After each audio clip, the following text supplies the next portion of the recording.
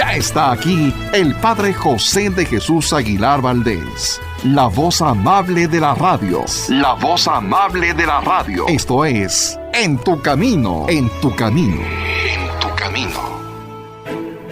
Hábito es la conducta o comportamiento que repetimos de manera constante hasta que solemos realizarla de un modo automático. Los hábitos pueden ser buenos o malos, es decir, virtudes o vicios. Pero ¿saben cómo podemos dejar de repetir estos últimos que tanto nos afectan? Tenemos las respuestas para esta pregunta en el curso del Padre José. ¿Cómo vencer nuestros vicios? Pongamos mucha atención a esta tercera sesión y aprendamos cómo vencer nuestros vicios.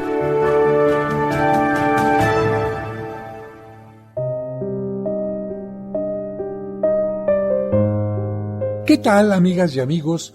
Bienvenidos una vez más a este programa en el que, en esta ocasión, estamos hablando sobre los hábitos. Estas acciones que repetimos constantemente, a veces sin darnos cuenta, que cuando son buenas, cuando son positivas, se convierten en virtudes y nos hacen desarrollarnos maravillosamente. Pero cuando estas acciones, lamentablemente, son negativas, se convierten en hábitos y a estos les llamamos vicios.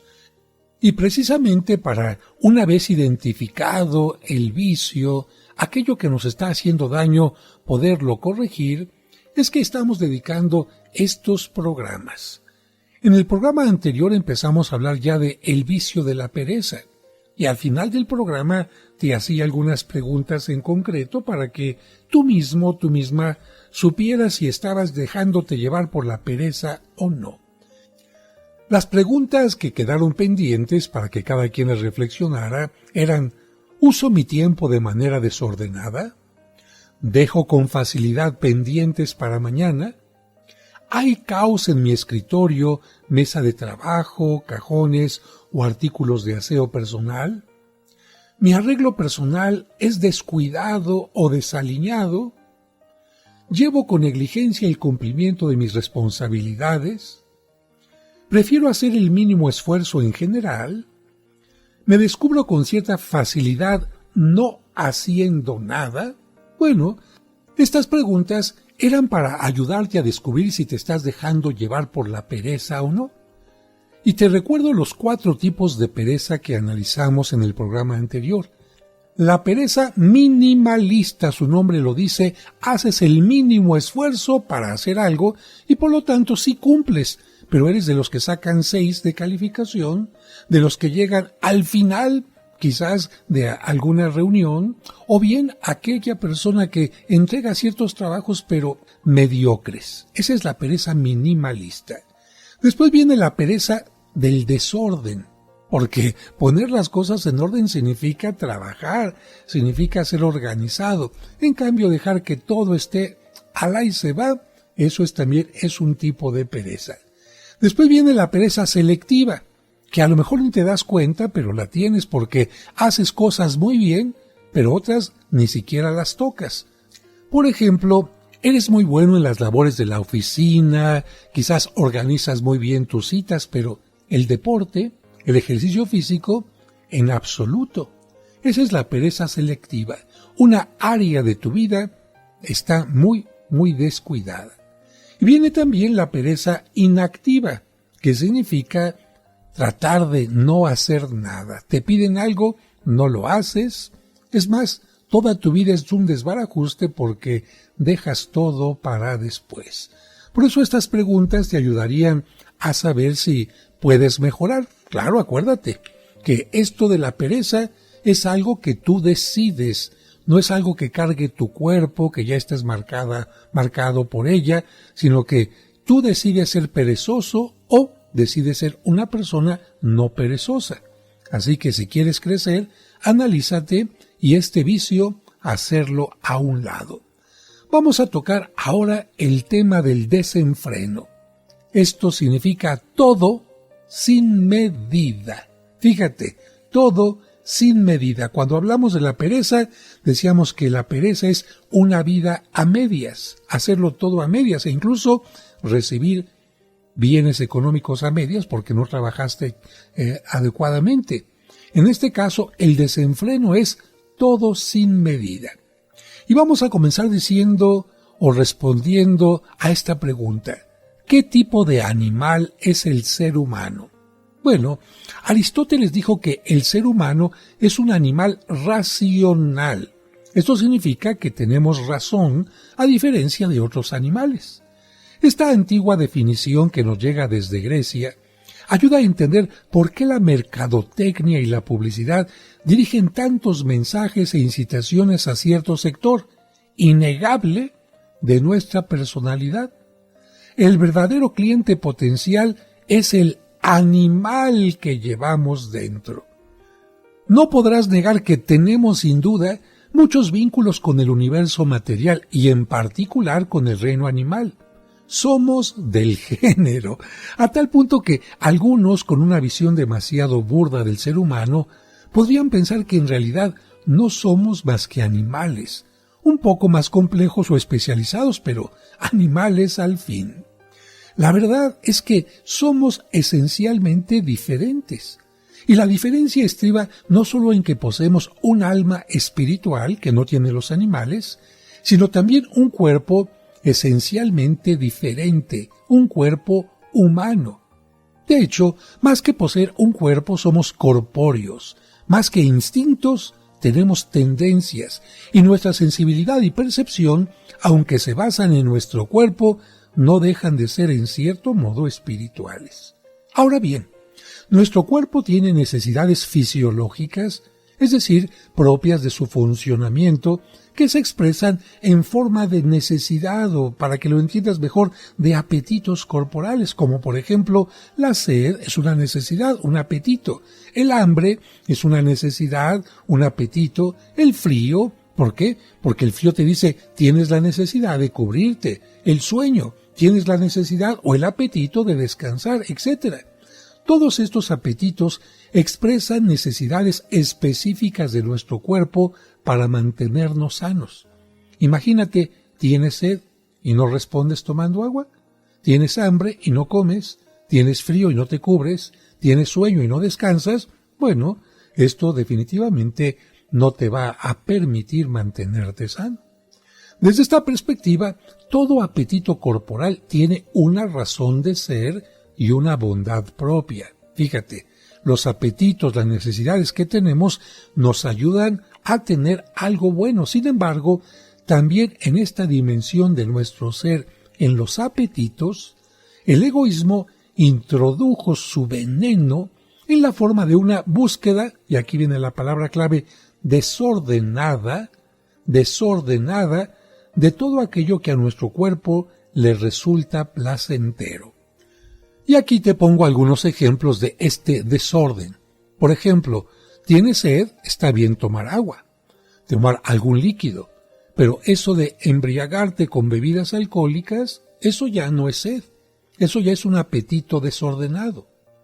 Tienes hambre, eso es una cosa, pero empezar a tener un apetito desordenado de comida chatarra, o comer de más, o comer de menos, porque también eso es un desorden, esto es algo que te va a hacer mal. El frío, bueno, aquí también hablamos de lo mismo, un apetito desordenado. ¿Cómo, padre? ¿Cómo va a estar mal cubrirme? ¿Qué es cubrirme de más? No, pero preocuparte más que por cubrirte a la marca, que sea una piel. Eso es un apetito desordenado. Tú necesitas cubrirte del frío, no necesitas usar marcas. O bien el sueño. Qué bueno que descanses, pero hay gente que ya descansó y sigue tumbada en la cama tocando el tema de la pereza. Entonces, un apetito desordenado es algo que, en lugar de ayudarte, te va a hacer daño. En la antigüedad los griegos distinguían entre lo apolíneo, fíjate, apolíneo, y lo dionisíaco, en referencia a dos dioses que eran opuestos. Acuérdate que los griegos pensaban que existían muchos dioses. Lo apolíneo era para referirse al dios Apolo, y lo dionisíaco era para referirse al dios Dionisio o Baco. era el mismo. Dionisio o Baco era el mismo dios. ¿Qué caracterizaba a cada uno de estos dioses griegos? Bueno, Apolo era el dios del orden, de la moderación, del equilibrio. Por lo tanto, decir que alguien se dejaba llevar por lo apolíneo significaba ordenado, moderado, equilibrado. En cambio, Dionisio, Baco, imagínate este dios del vino, pues ya te imaginarás, ¿no? Era el dios del desenfreno, del borbotón espontáneo e impetuoso, de una fuerza instintiva que los griegos llamaban ibris. Y claro, no estaban equivocados. Todos conocemos la terrible potencia de esa ibris que anida en las oscuras salas de nuestro cuerpo y que en ocasiones nos hace sentir enclenques, incapaces de refrenar este espíritu, este ímpetu de nuestros apetitos. ¿Quién gobierna en ti? ¿Apolo o Baco? Bueno, claro, de acuerdo a la mentalidad griega. Regresamos enseguida.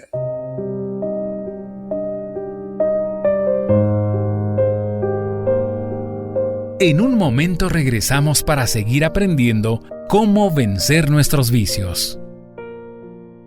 Al reunirnos en nombre del Señor. En el nombre del Padre, y del Hijo, y del Espíritu Santo. Amén. Amén. La Santa Misa, celebrada por el Padre José de Jesús Aguilar Valdés, todos los domingos a las 12 del mediodía, aquí, en Tu Camino. Cristo está en medio de nosotros.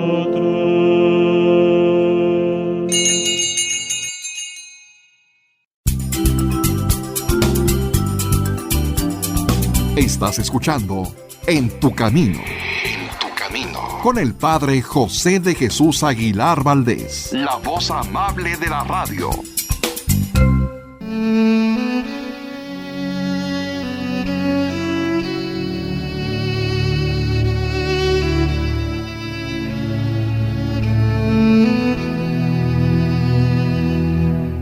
Señor, en este momento hay un niño o una niña que se siente triste porque sus padres lo corrigieron o regañaron. Te quiero pedir por ellos, para que les ayudes a comprender que sus padres los aman y se preocupan por ellos, que las correcciones les permitirán mejorar su conducta y desarrollarse de la mejor manera. Amén.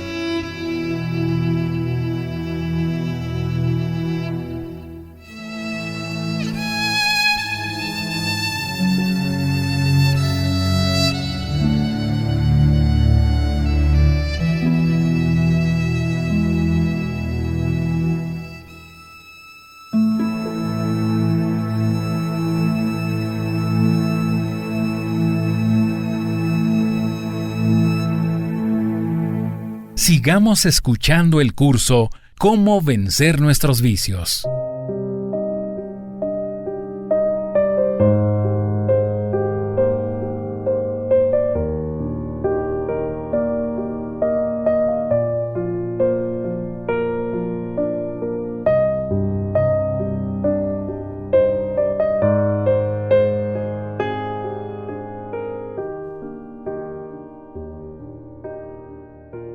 Muchas gracias por continuar con nosotros.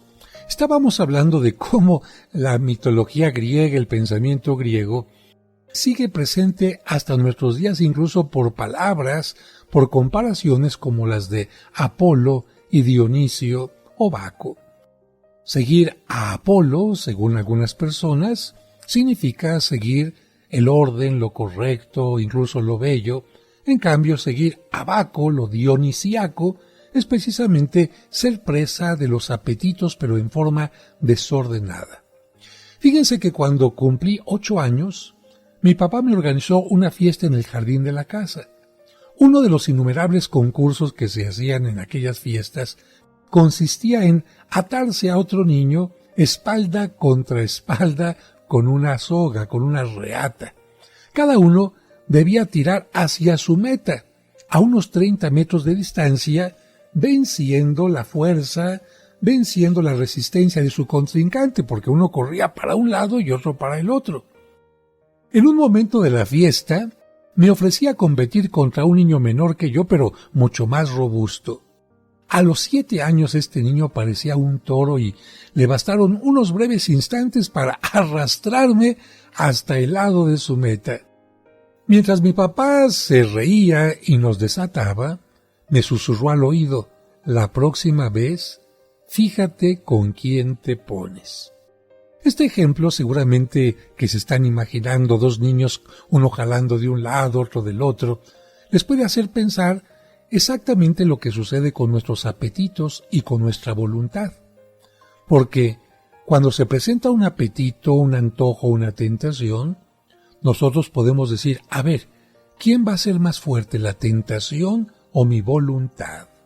¿Quién va a ser más fuerte, el apetito o yo? ¿A quién voy a alimentar más, al apetito o a mí, a mi voluntad? Cuando perdemos el control de nuestros apetitos corporales, hablamos de nuestro tema, el desenfreno. No lo puedo frenar. Así como este niño me arrastró hasta su meta y no lo podía frenar, también así son nuestros apetitos corporales cuando perdemos el control.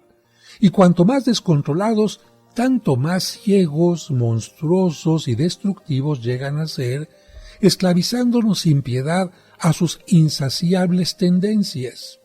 Piensa en un hombre trabajador, en un buen esposo, un buen padre, un hombre de buen nombre, de cierto honor en la comunidad, pero de repente pierde ante el apetito del alcoholismo.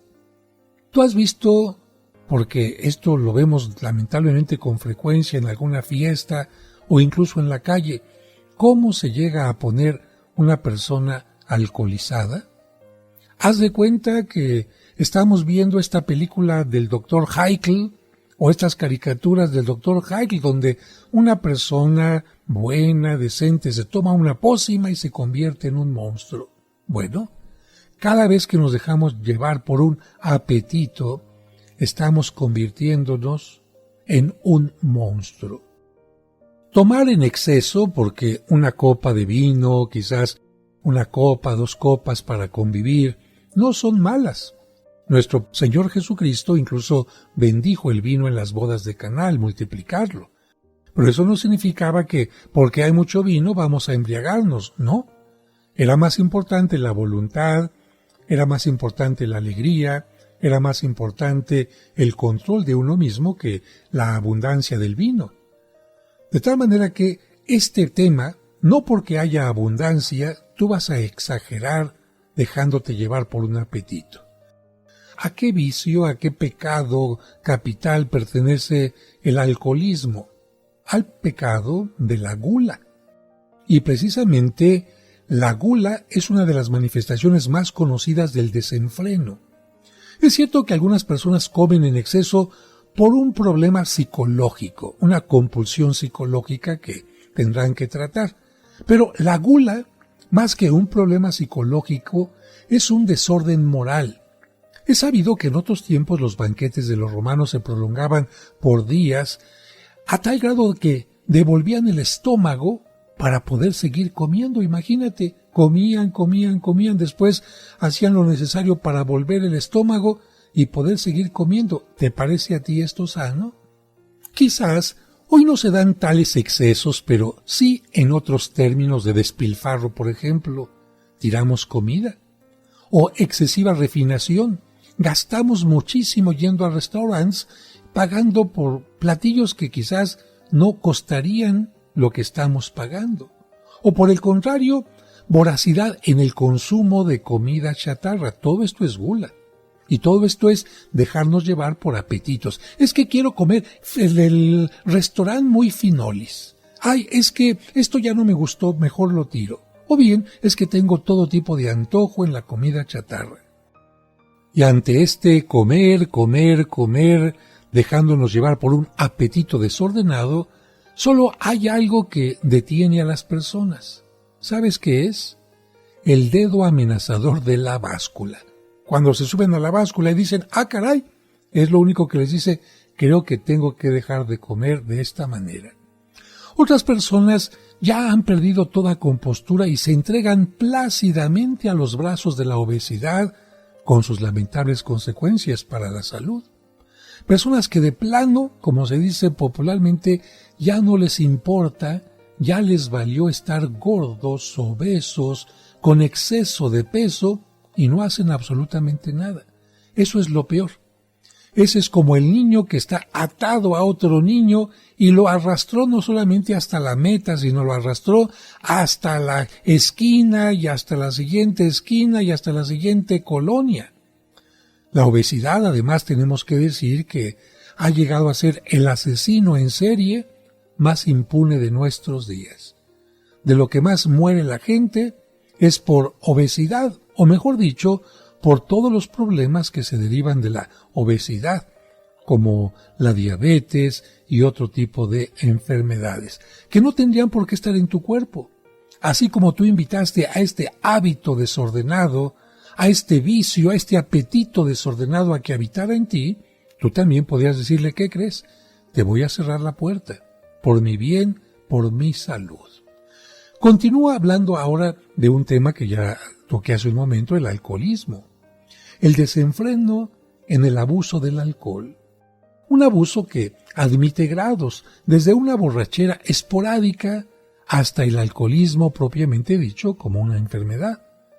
No es fácil que se pueda descubrir la causa del alcoholismo hasta nuestros días. Hay personas que nacen alcohólicas y no saben exactamente en dónde se encuentra la razón, la causa, pero lo cierto es que son alcohólicos. Algunos estudios avalan la tesis de una cierta predisposición genética, es decir, se nace ya con esta predisposición, pero ¿por qué existen también personas alcohólicas que no tuvieron una predisposición genética? Pues porque habría que añadir otros factores de carácter educativo y cultural. ¿Cómo nos educan, especialmente en otro tiempo, cómo nos educaban en la televisión aquellos comerciales que incitaban a beber alcohol, a beber cerveza, y los niños los veíamos desde pequeños como si fueran algo totalmente normal? Además nos presentaban al que estaba tomando aquel licor de una forma elegante, acompañado de muchas mujeres, con un gran automóvil, como si el alcoholismo o aquella bebida te fuera a hacer subir de nivel económico o cosas semejantes. Así que también el carácter educativo y cultural, porque hay lugares donde es lo más normal tomar desde la más tierna juventud. ¿Y qué decir de la presión social, sobre todo en jóvenes y adolescentes? Hay jóvenes que están convencidos de que no es bueno tomar alcohol, pero llegan a la fiesta y los demás compañeros, si no tomas alcohol eres una niña, o a las jovencitas, si no tomas alcohol, no, estás retrasada, eres una mujer retrógrada, no estás a la moda, etc. Y muchos empiezan a tomar alcohol por la presión social. Pero también las situaciones difíciles o estresantes y la depresión. Aquellos jóvenes o personas que han perdido el trabajo, tuvieron una pérdida de un ser querido, tuvieron quizás algún problema grave, y entonces piensan que se puede solucionar a través de las bebidas alcohólicas. A medida que se agrava la adicción al alcohol, pasa de la dependencia psicológica a la fisiológica. Fíjate, hay personas que no eran alcohólicas corporalmente hablando. Empezaron a ser alcohólicas psicológicamente porque se sentían relajadas, tranquilas, ante el estrés, ante los problemas. Entonces, ¿qué hago? Como si fuera mi medicamento, empiezo a tomar el alcohol, que es lo que me da cierta tranquilidad, me desinhibe. Pero de la dependencia psicológica se puede pasar también a la fisiológica, es decir, a ser una necesidad orgánica. Y por más voluntad que se tenga de dejar el vicio, hace falta una ayuda profesional y quizás el apoyo de algún grupo de acompañamiento. Vamos a un breve corte y regresamos para seguir hablando del tema.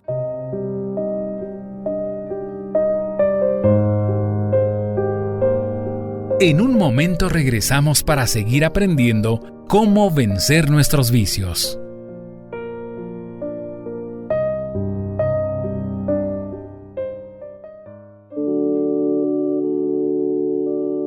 Dios te salve María, llena eres de gracia, el Señor es contigo. Bendita tú eres. No olvides hacer la oración del Santo Rosario y ofrecerlo a Dios y a la Santísima Virgen por tus necesidades. Madre de Dios. Octubre, mes del Rosario. Ahora y en la hora de nuestra muerte. Amén.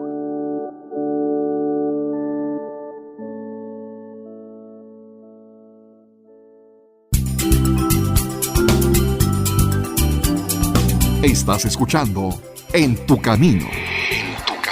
Con el Padre José de Jesús Aguilar Valdés, la voz amable de la radio. En tu Camino, un programa para encontrar la meta.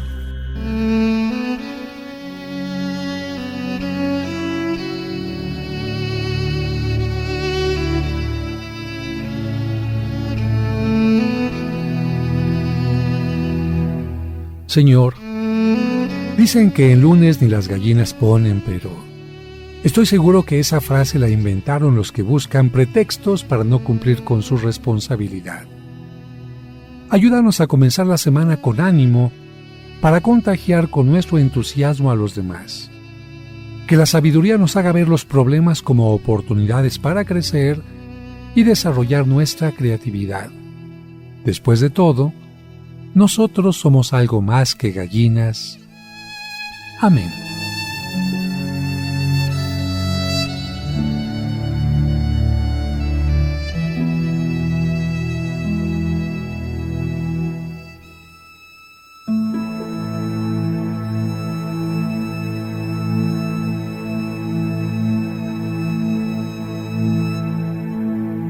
Sigamos escuchando el curso ¿Cómo vencer nuestros vicios?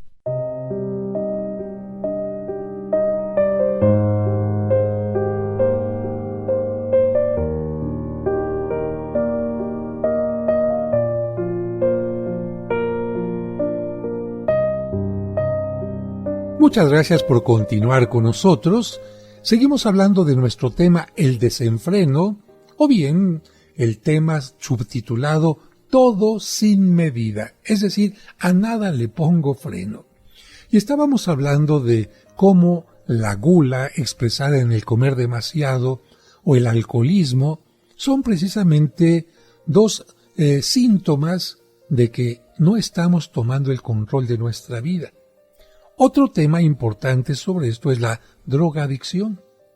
El consumo de drogas es otro vicio típico del desenfreno. Y no porque exista como tal un apetito corporal que nos incite a probar narcóticos o estupefacientes. Hay un apetito a beber, un apetito a comer, pero un apetito para probar drogas, no.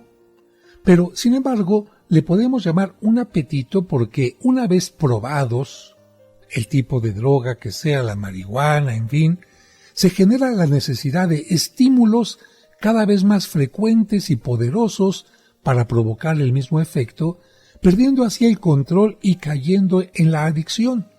Es que precisamente es el problema de la legalización de la marihuana. La gente empieza probando un tipo de droga, después ya no le hace el efecto porque ya se acostumbró, y ¿qué es lo que va a pedir?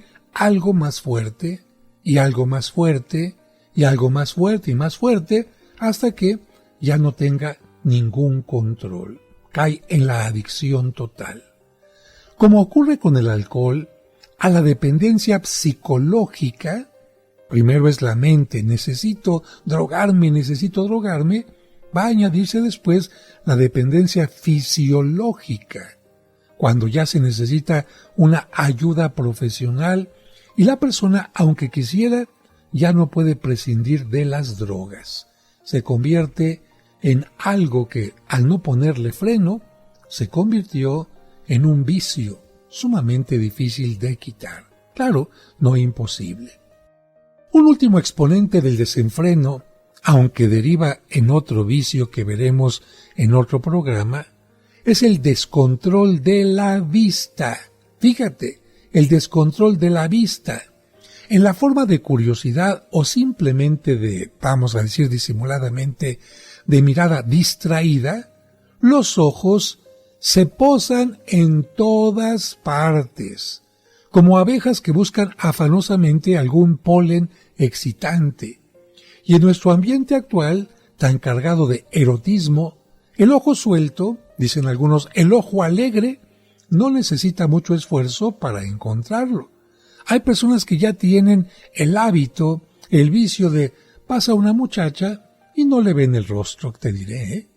Ya tienen el ojo alegre, el descontrol de la vista, de poner la mirada en ciertas partes que no es ciertamente lo más importante de la persona. Y no estoy diciendo que los cuerpos sean malos, pero la forma de mirarlos y lo que puede provocar ese tipo de miradas, sí, porque de una mirada se puede desprender mucho más. También en este campo de la mirada distraída, cabe distinguir niveles de complacencia.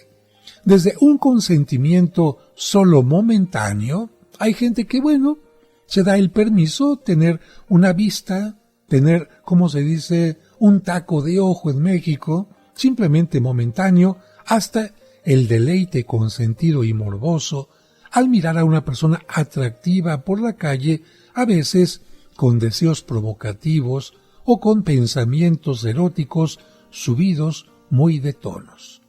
¿Cómo vemos a las personas? ¿Cómo vemos especialmente a las personas del sexo opuesto? Puede ser con admiración, puede ser con reconocimiento de una belleza, pero también puede ser simplemente con tonos eróticos. Las consecuencias del desenfreno, tema que estamos tocando hoy, son bien conocidas y en algunos casos desastrosas. Cuanto más nos dejemos arrastrar por nuestros apetitos corporales, más se nos nubla la inteligencia y debilita la voluntad. Piensa en lo que hemos dicho: excesos en la comida, obesidad, excesos en el alcohol, riñas, pleitos, hasta asesinatos, accidentes, ojos sueltos, también problemas con quizás la pareja o con la pareja del otro, o rompimiento de relaciones que podían ser muy positivas. En el caso de la droga, familias deshechas y, por supuesto, al drogarse se alimenta toda una red de narcotráfico en el que hay tantas muertes, tantos migrantes asesinados y tanto problema de armas. Pero los daños se van a ir extendiendo cada vez más y más y más. Podemos llegar a ser un guiñapo en manos de nuestros vicios que nos consumen física, psicológica y moralmente, no solamente a nosotros, sino a personas que conviven con nosotros. El cónyuge, los hijos, los amigos, todos sufren con las caídas de un adicto a la comida, al alcohol, a las drogas, etc. Todos se frustran y se desesperan. Claro, estos familiares, estos amigos, hacen que los consejos aparezcan, pero para el que se deja llevar por el desenfreno, los consejos van y vienen, pero sin resultado. Bastaría un acto definitivo de la voluntad, pero ese acto, si no llega, permite que el desenfreno continúe avanzando. Las secuelas del desenfreno muestran una vez más que nuestro peor enemigo es el que llevamos dentro, Y viene ahora el momento de cuestionarnos y preguntarnos: ¿desenfrenado yo? ¿Desenfrenada yo? Sé honesto, honesta y responde a estas preguntas. ¿Voy por la vida como una gran antena parabólica, atento a captar toda sensación que deleite mis sentidos? ¿Me dejo vencer por la gula, que es exceso o falta de alimento? ¿Soy melindroso para comer? ¿Consumo ciertos alimentos sabiendo que me van a hacer daño? ¿Alguna vez he perdido el control al beber alcohol? ¿Lo consumo en exceso? ¿He probado drogas? ¿Tiendo a las miradas distraídas? ¿Me gana la curiosidad de ver lo que puede ser inconveniente? Ustedes tendrán las respuestas y sabrán si le ponen control o no a este tema. Y vamos con el siguiente: la lujuria. Como subtítulo, esclavos del eros. Nuestra atmósfera mediática, es decir, todos los medios de comunicación, ha alcanzado altos niveles de contaminación erótica. La televisión, el cine, los medios impresos y el Internet han puesto al servicio de la carne recursos y tecnologías sin precedentes. Navegar libremente por el ciberespacio en Internet es casi equivalente a callejear por la zona roja de una ciudad. Y quienes gustan de andar a pie se encuentran a la vuelta de la esquina con espectáculos en vivo cargados de lascivia, centros de table dance, casas de cita y otros focos de provocación. Ahora bien, el bombardeo sexual no tendría un blanco si no hubiera en nosotros una inclinación desordenada hacia ese placer, que es la lujuria. La enorme industria, porque sí que es una industria, la industria del sexo, ha sido, es y seguirá siendo un negocio rentable mientras esta pasión siga electrizando nuestros tejidos en cualquier edad y estrato social. Y todos somos clientes potenciales. Pero, ¿qué es y qué no es la lujuria? Miren, la búsqueda consciente y deliberada de la excitación sexual y su satisfacción egoísta es un acto de lujuria. Fíjate, la búsqueda consciente y deliberada de la excitación sexual y su satisfacción egoísta es un acto de lujuria. Obviamente, lo que nos sucede de forma involuntaria, como por ejemplo los sueños, no tiene ninguna connotación moral. Una imaginación no querida, una mirada inesperada o incluso una excitación física no buscada, sin importar su intensidad o duración, esto no tiene ninguna connotación moral. ¿Cuántas formas reviste la lujuria? ¿Qué les parece si esto lo hablamos al regreso del corte? No le cambien. En un momento regresamos para seguir aprendiendo cómo vencer nuestros vicios. Y recuerda que tú nunca estás sola o solo porque, de una u otra manera, Dios siempre se hace presente en tu camino.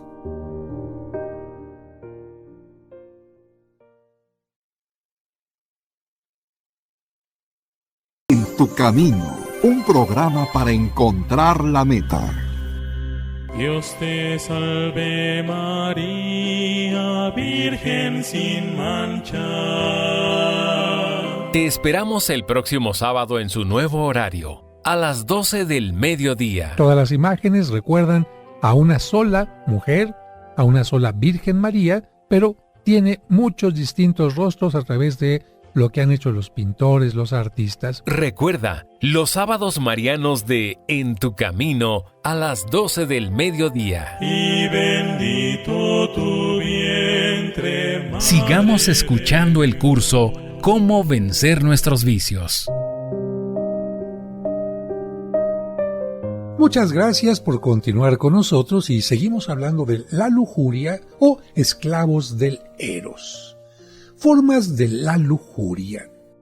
La lujuria reviste muchas formas, desde procurar el placer sexual de manera solitaria, con la masturbación por ejemplo, hasta las relaciones sexuales antes o fuera del matrimonio. Una joven me preguntó en cierta ocasión ¿por qué es inmoral la satisfacción sexual fuera de este marco? Me decía, ¿no es acaso un apetito natural? ¿Qué tiene de malo satisfacerlo? Y yo solamente le dije, mira, es como si no tuvieras hambre y comes. No es en realidad un apetito ordenado, sino desordenado. Ante este tema, no son pocos quienes argumentan que la masturbación es un recurso normal para dar cauce al impulso sexual.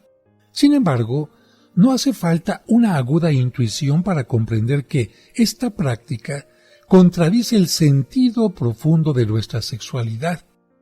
¿Por qué? Porque no es la sexualidad la facultad por excelencia de nuestra entrega a otra persona. Somos sexuados porque somos seres relacionales, para relacionarnos. La búsqueda del placer sexual en solitario no solo contradice la esencia misma de la sexualidad, sino también la nuestra como personas que estamos hechos para, repito, relacionarnos. No es casualidad que el hábito de la masturbación, al igual que otras adicciones, provoque aislamiento, vacío, frustración e inseguridad, por más que se nos diga que nadie tiene por qué sentirse culpable. Pero, regresando con la pregunta de aquella joven que tenía novio y estaba considerando la posibilidad de iniciar una vida sexual activa con él, ella quería saber más bien por qué la moral cristiana no acepta las relaciones sexuales fuera del matrimonio cuando pueden ser la expresión de un amor auténtico y no de una calentura pasajera. Así decía ella, es que yo lo amo. Miren, su mirada era sincera y un tanto contrariada, por lo que me puse entonces a reflexionar con ella y a decirle, mira, es tan valioso y bello el don de la propia intimidad que requiere un contexto de relación a su nivel. Este contexto de valioso, bello, profundo intimidad es el matrimonio, cuyo compromiso total y perpetuo, fíjate, compromiso total y perpetuo ofrece el nivel de relación requerido por un acto de tanto valor. Es decir, una relación íntima no es cualquier cosa. Una relación íntima implica todo lo que te estoy diciendo. Fuera del matrimonio, no existe ninguna relación personal de amistad o noviazgo, por intensa que sea, que ofrezca un marco adecuado para la relación sexual. De hecho, si se dan cuenta, normalmente establecemos ciertos límites en el contacto físico con otras personas, dependiendo del tipo de relación. A un desconocido, bien podemos darle un cortés buenos días, pero no solemos darle un abrazo. A una persona conocida tal vez la saludamos ya de mano. A un buen amigo, en cambio, le damos un efusivo abrazo y, según las culturas, hasta un beso en la mejilla. En un noviazgo, como es natural, el contacto físico toma expresiones más intensas, como pueden ser los abrazos prolongados y los besos apasionados, pero sin llegar a la intimidad, porque el don de la propia intimidad supone, valga la expresión cuantitativa, 100% de lo que podemos dar en el plano corporal, y ello sería propio de un nivel de relación equivalente, es decir, de un compromiso recíproco del 100%, el cual se puede dar solo en el matrimonio. ¿Cómo le vas a dar el 100% a una persona que va a ser pasajera en tu vida? Esto es totalmente inválido, incomprensible. Un punto al respecto en este tema.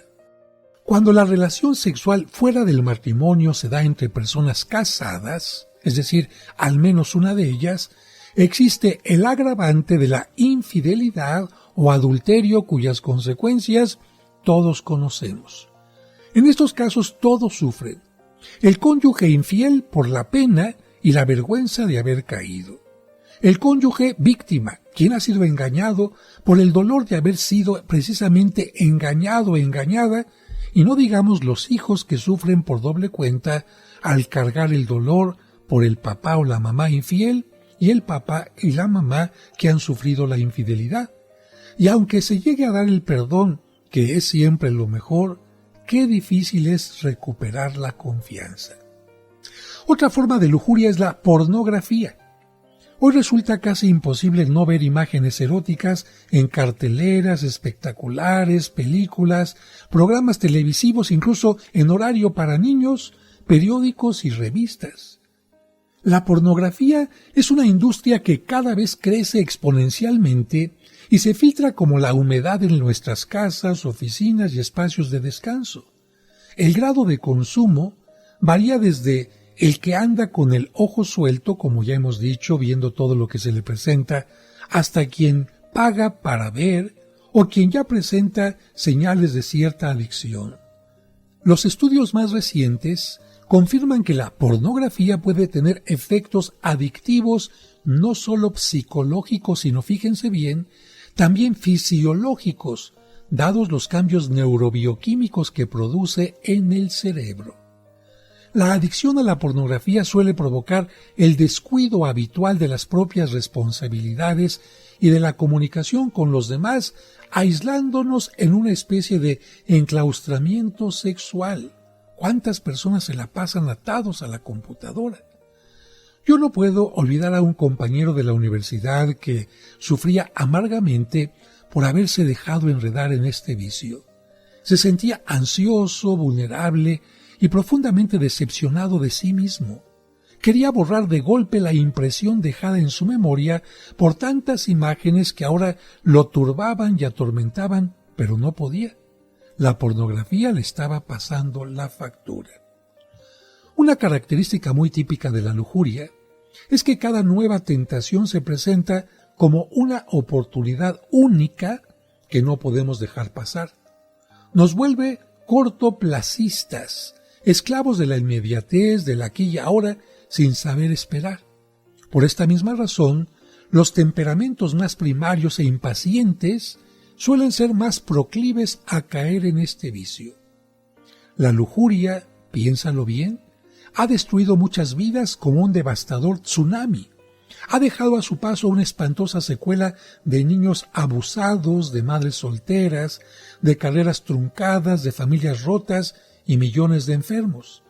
De todas partes se alza el clamor social contra tales males, pero sorprende constatar cómo no se alzan las voces con igual vehemencia contra el despliegue de permisividad y erotismo que son su causa más frecuente. No lo dudemos. Mientras las sociedades sigan erotizadas y la lujuria campea a sus anchas por el mundo, seguirán habiendo abusos, infidelidades y muchas lágrimas. Y ahora yo te pregunto a ti, ¿lujurioso yo? Bueno, responde a estas preguntas. ¿Ando con el ojo suelto viendo todos los estímulos eróticos que se presentan? ¿Me gustan las conversaciones, confidencias y bromas subidas de tono? ¿Cedo fácilmente a las imaginaciones lujuriosas? ¿He pagado alguna vez por ver pornografía? ¿Tengo el hábito de la masturbación? ¿Doy rienda suelta a mis pasiones carnales en el trato con mi novio o novia? Si soy casado o casada, ¿he sido infiel de pensamiento, de corazón o de obra? ¿No dejo pasar ninguna oportunidad para satisfacer mi apetito sexual? Bueno, amigas, amigos, cada uno de nosotros tendría que responder a estas preguntas y repito, si estamos contestando afirmativamente, cuidado, hay que poner un freno a estos apetitos. Y si no estamos cayendo en esto, felicidades, porque entonces no estamos cayendo en vicios, sino en virtudes. Estamos terminando este programa, los espero en la emisión del siguiente, pero siempre les recuerdo, siempre te recuerdo que tú nunca estás solo o sola, porque de una u otra manera, Dios siempre está en tu camino. Que Dios les bendiga. Por hoy terminamos nuestra sesión, pero mañana continuaremos aprendiendo cómo vencer nuestros vicios. Te esperamos.